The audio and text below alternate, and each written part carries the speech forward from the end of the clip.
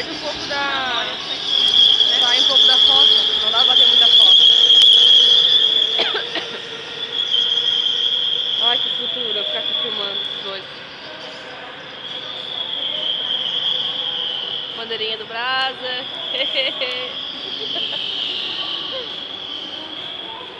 Enquanto eles correm, eu vou mostrando aqui a Benacus. Não tem um cachorro, só tá nós quatro.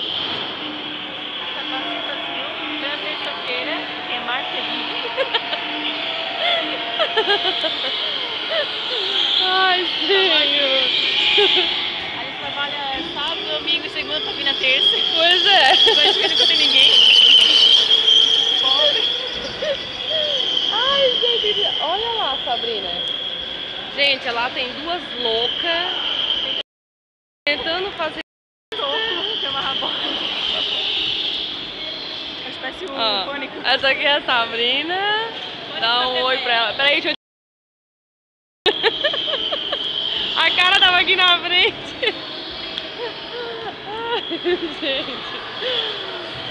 Esse da frente é o Toco, que é o Mike. Ó, No momento tá na frente. Velozes e Furiosos 4, nova geração. O Toco de 1,62 m E o poste de 1,80 m. Ai, gente do céu.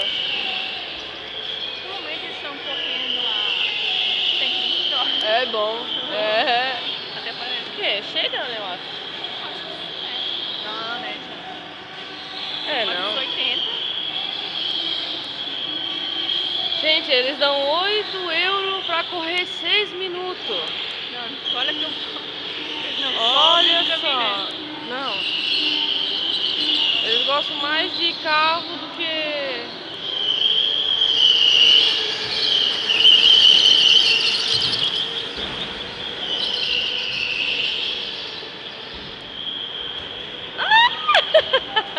Michael passou ele. Mike consegue ultrapassar seu amigo pouco. É um barulhinho chato, né, desse kart.